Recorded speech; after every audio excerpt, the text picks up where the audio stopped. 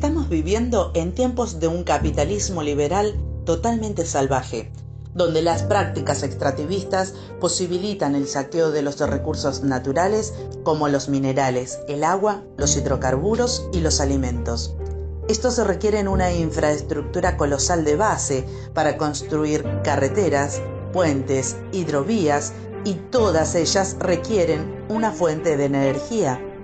Desde la UNASUR y COSIPLAN, la información que nos llega es totalmente alentadora y positiva, que tiene como objetivo la planificación y desarrollo de proyectos para el mejoramiento de la infraestructura regional de transporte, energía y telecomunicaciones. La pregunta es, ¿para quién es beneficioso este desarrollo? En IRSA se han identificado 10 ejes: Amazonas, Andino, Andino del Sur, Capricornio, del Sur, Perú, Brasil, Bolivia, Escudo Guayanés, Hidrovía Paraguay-Paraná, Interoceánico Central y Mercosur-Chile. El eje representa el 6,5% de la superficie de América del Sur. Se extiende desde la costa del Pacífico en los departamentos peruanos de Ica, Arequipa, Moquegua y Tacna, hacia las serranías y macizos andinos que involucran la vertiente occidental y oriental de la cordillera de los Andes en el mismo Perú y Bolivia, para avanzar hasta los departamentos amazónicos de Madre de Dios en Perú, Pando y el Beni, estos dos últimos en Bolivia, y ya en plena cuenca amazónica en los estados del Acre y Rondônia en Brasil.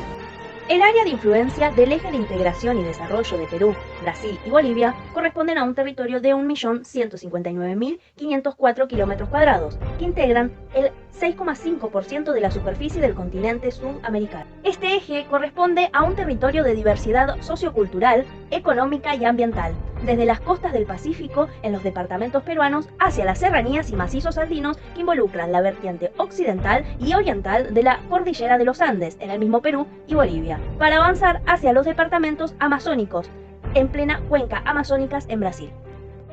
Los tres países aportan en su conjunto el 10,7% del total de sus superficies. Y si se analiza cada país por separado, veremos que Bolivia participa con el 37% de su territorio, Brasil lo hace con tan solo un 5%, mientras que Perú involucra un 29% de su territorio en el eje. Al analizar los aportes relativos de cada país en relación al total de la superficie del eje, se detecta que Brasil y Bolivia participan con el 35%, mientras que Perú ostenta el 30%, todo lo que denota el equilibrio territorial que representan los países integrantes. Los pasos fronterizos de Bolivia son en la capital de Cobija, Desaguadero, Casani y Guayamerín. El área de influencia de Bolivia comprende las unidades administrativas de Pando y el Beni. El área de Brasil comprende los pasos fronterizos de Assis, Brasilé y Guayará-Mirim. Se extiende su influencia territorial en las unidades administrativas de Acre y Portobelo.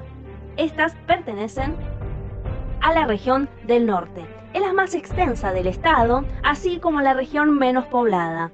El relieve está constituido por llanuras y tierras bajas amazónicas. Por último, el área de influencia de Perú comprende los pasos fronterizos de Desaguadero, Yunguyo, Santa Rosa e Iñaparí. Las unidades administrativas son Arequipa, Ayacucho, Moquegua, Puno, Tacna, Ica, Cusco, Apurigma y Madre de Dios. Las regiones que atraviesan estas unidades administrativas son 5 de las 8 regiones del estado, mencionándolas de oeste a este: Yunta Oceánica, Yunta Fluvial, Puna, Selva Alta y Selva Baja. En el eje integrador de desarrollo Perú-Brasil-Bolivia habita un total de 12.730.732 personas, lo cual representa un 3,1% de la población de América del Sur. Si se analizan los aportes relativos de población de cada país partícipe del eje, se distinguen en primer lugar Perú, muy por sobre el resto, con una participación relativa del 52% de la población total involucrada en el eje, seguido de Bolivia, que contribuye con un 28%, y por último, Brasil con un 20% de su población. Al considerar la participación de cada país en relación a su población total, la situación cambia, pero el orden de relación se mantiene. Perú involucra un 21% de su población total en el eje, Bolivia un 3,6% y ya muy atrás Brasil con el 1,3% de su total nacional, lo cual es explicable dado que los estados involucrados se encuentran lejos de los grandes centros poblados y de desarrollo económico del litoral atlántico. Respecto al indicador de densidad en la ocupación del territorio, el eje presenta en general una baja ocupación cada vez que alcanza un promedio de 11 habitantes kilómetros cuadrados, muy por debajo de otros ejes como el Mercosur-Chile y el andino, que tienen promedios para el conjunto del eje de 44 y 40 habitantes kilómetros cuadrados respectivamente. Según la planificación territorial del IRSA, responde mayormente al interés de los países integrantes en avanzar progresivamente hacia mejores estándares de conectividad, tanto al interior de las unidades administrativas situadas en la cuenca amazónica como los puertos de salida de sus productos. Red vial de los países que conforman el eje alcanzan una longitud total de 1.742.580 kilómetros, de los cuales el 11,2% se encuentran pavimentados. En el gráfico está el resultado del análisis en cada país. Nos indica que Brasil es el país con la red vial más extensa, alcanzando 1.603.131 kilómetros totales de carretera, seguido de Perú con 76.687 kilómetros, y finalizando con Bolivia con 60.762 kilómetros. Red ferroviaria de Perú, Brasil y Bolivia alcanzan una extensión total de 35.070 kilómetros. En esta gráfica, Brasil se destaca del resto, con 30.576 kilómetros, representando el 85% del total. Un 10% lo porta Bolivia y con menos del 6% Perú. El sistema portuario, marítimo y fluvial del eje está integrado por al menos 7 puertos comerciales principales, ubicados mayormente sobre la costa del Océano Pacífico. También existen terminales fluviales importantes en el río Madre de Dios y el río Madeira. En relación a los volúmenes de carga transportados por los principales puertos del eje, se destaca el terminal Fisur, en Matarani, con valores cercanos a los 3.500.000 toneladas. En cuestiones económicas, el eje de integración y desarrollo Perú, Brasil y Bolivia no resulta de gran relevancia respecto a las demás unidades administrativas. Con 65.355 millones de dólares, representa solo el 1,94% del PBI de toda Sudamérica. Hay que tener en cuenta que los datos para el 2020 reflejan marcados descensos en los índices económicos con motivo de los efectos que tuvo la pandemia. Como bien refleja el gráfico, Perú aporta el 56,2% del PBI del eje, Brasil hace su parte con el 23,9% y Bolivia es el menor de los aportantes con el 19,9%, lo que muestra una marcada inclinación de los beneficios y el desarrollo que cada país representa en la región. En relación a este punto, cabe señalar que la participación de cada país en la composición del PBI del eje respecto al PBI de cada uno de los países es mayor la participación de Bolivia, seguido por Perú, finalizado por el gigante sudamericano Brasil. El cuadro muestra los PBI de cada una de las unidades administrativas, siempre medido en moneda norteamericana. Lo que podemos notar es que salvo La Paz en Bolivia, Rondiña en Brasil y Arequipa en Perú, el resto de los departamentos y estados son unidades administrativas de bajos ingresos, incluso en relación a sus propios países. En cuanto a los ingresos per cápita, notamos que solo Arequipa tiene ingresos similares a otras ciudades medias o grandes de Sudamérica. El mapa indica las desigualdades en relación al PBI de cada unidad administrativa. Previo a la pandemia, el PBI de América del Sur fue de 3,411 billones de dólares, siendo Brasil, Argentina, Colombia, Chile y Perú los mayores aportantes a este número. Si nos enfocamos en la composición de las actividades económicas, notamos que, en su gran mayoría, el PBI del eje al que nos referimos está compuesto por las actividades agropecuarias, mineras, industrias manufactureras, transporte, administración pública y comercio. En el cuadro superior identificamos la proporción y la participación de las principales ramas de las actividades económicas. En el agregado de los porcentajes encontramos la representación de las principales actividades en la composición del PBI de cada país. Notamos también que la industria de los servicios es la más importante en cuanto a ingresos, explicando el 79% de los ingresos anuales de Brasil. En el cuadro 2, comparamos cómo las actividades englobadas en cada segmento en relación a lo que aportan cada país. Así, notamos que es Brasil el componente nacional más participativo dentro del eje de integración y desarrollo. En relación al comercio, analizamos las tres variantes con que analizan los datos dentro del proyecto IRSA Posible. En cuanto a las importaciones entre los países del eje, notamos que Bolivia y Perú ingresan desde Brasil la mayoría de sus mercaderías, mientras que los cariocas importan en gran medida de Bolivia. En relación a las exportaciones, Bolivia exporta casi 6 veces más a Brasil que a Perú. Pero, por su parte, Brasil exporta en partes similares a ambos países, siendo el estado andino el que representa una leve ventaja. Por su parte, Perú exporta más del doble a Brasil que a Bolivia.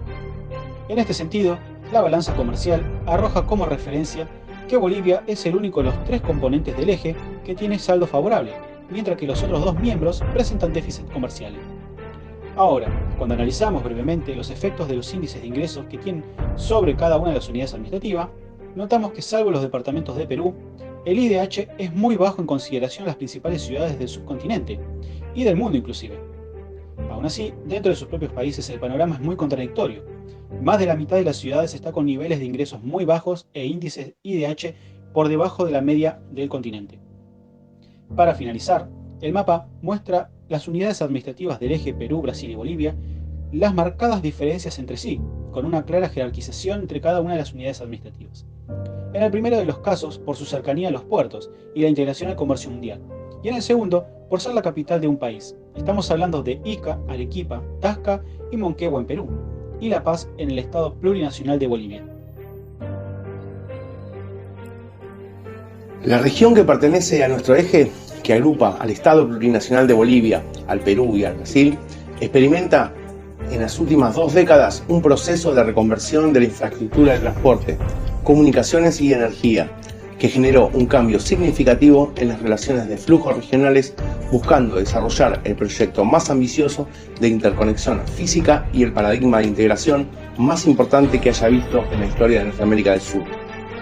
Esta región del mundo no escapa de tensiones geopolíticas, donde el desarrollo de este proceso durante ese lapso estuvieron marcados fuertemente por el reposicionamiento chino en el sistema internacional y la mirada inquieta de Estados Unidos en zonas que siempre consideró dentro de su zona hegemónica.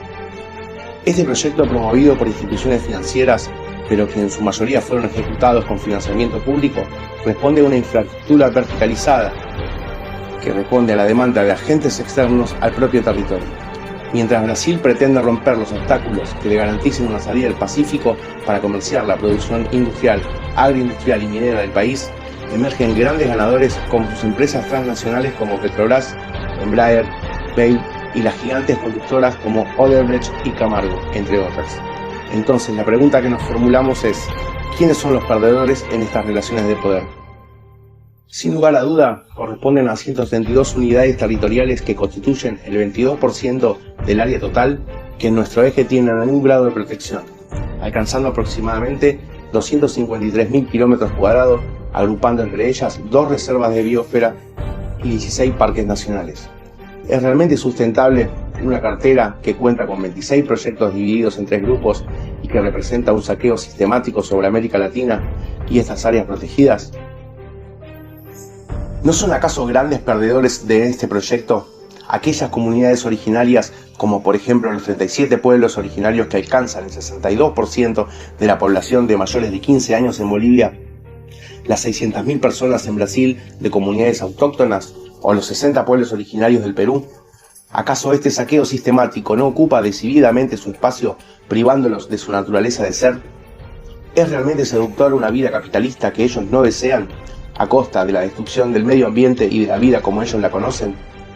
Este proyecto, que seduce con desarrollo para todos los habitantes, puede traer realmente una mejora significativa en la calidad de vida de todos nosotros como un conjunto, o solo puede traer más amenazas ambientales que son generadas a través de un extractivismo extensivo que acelera más el cambio climático y trastorna el delgado equilibrio de la última región no explotada de forma intensiva. Quizá estemos en la víspera del comienzo de la destrucción del último jardín planetario y seamos testigos de su ocaso por la usura del proceso de acumulación de capital.